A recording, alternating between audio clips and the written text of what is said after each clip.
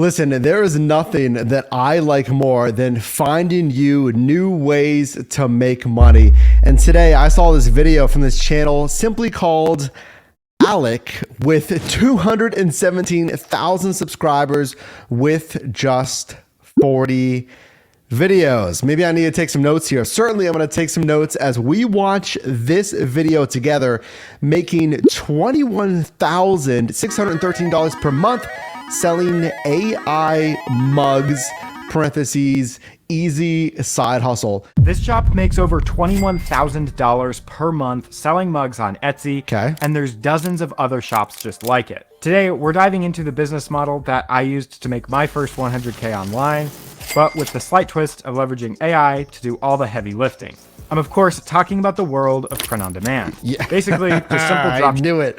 I knew it was going to be print on demand. So Alek's going to explain what it is, but it's just you have a design, usually anything, and like notebooks, t-shirts, mugs, anything, and it's a catchy phrase. It's a cool looking graphic, and you're also going to pair this with drop shipping. So I'm not carrying physical inventory, which I'm a fan of. I don't want to carry physical inventory. And then it's made once a purchase is completed. Drop shipping with mugs. Take a look at this listing here on Etsy. It's a simple mug with a floral print, and it's generating around $5,000 a month. All right, hold up. $33 per sale for that monthly revenue. Yeah, with monthly sales there. I mean, I'm not paying $33 for a mug. So is this person averaging like 2 sales? Like a $15, $16 mug? Just between these 3 listings, they've sold over 1,190.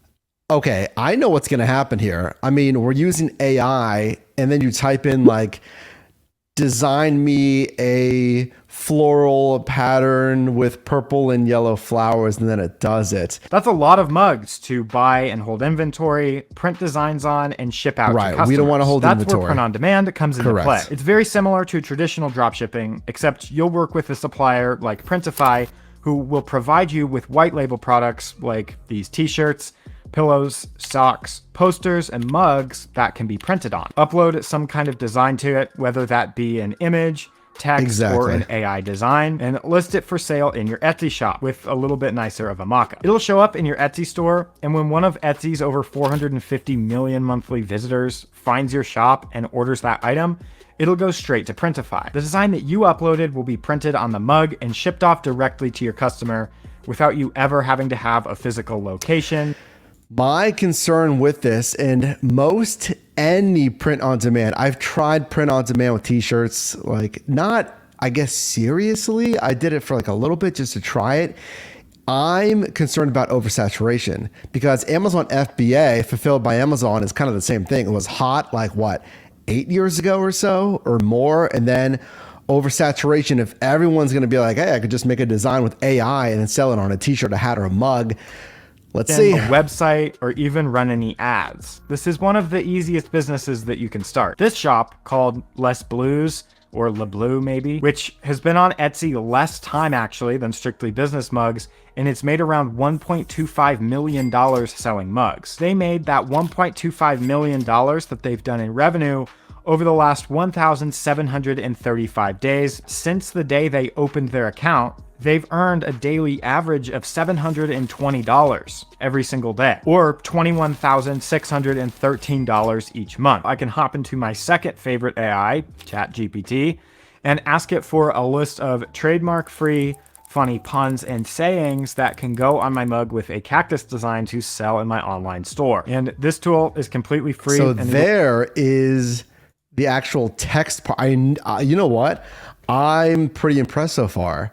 I mean, my only concern is copyright, and this is like, you know, more macro of where that first AI is compiling the images. Is it pulling from previous artists and then compiling that into its own form? I know that's been the debate with AI. So I'm a little concerned about that. I can test and just make sure that ChatGPT. See right here, it says United States Patent and Trademark Office.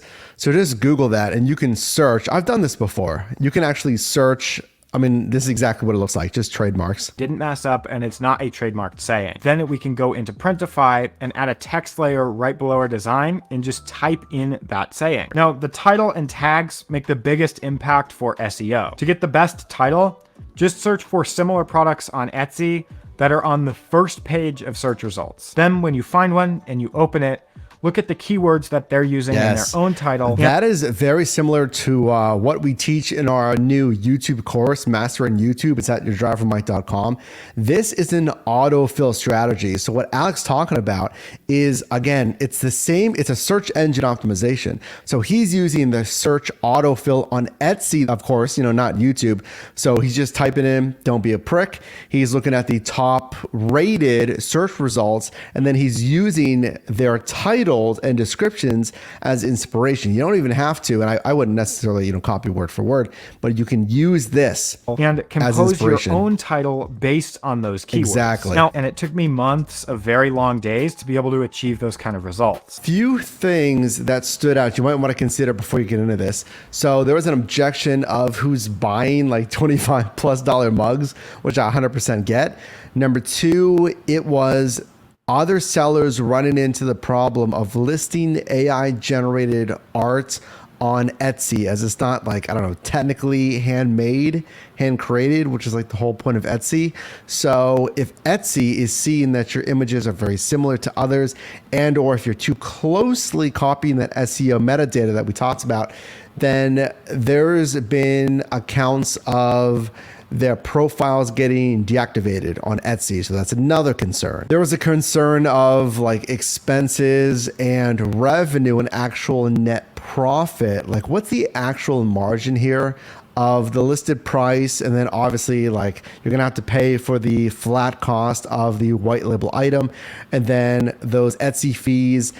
Are you getting enough revenue? If you're spending money on Etsy advertising as well, then there's, again, the concern of, are you actually making money? I feel like that suspended account thing might be the biggest one, because if you're putting all that work in and it's either the AI artwork is too close to other sellers, that you're running into oversaturation, doesn't really matter the niche, then if Etsy determines some reason that they're gonna ban your account, basically, you put in all that work and you now have an account that can't be used.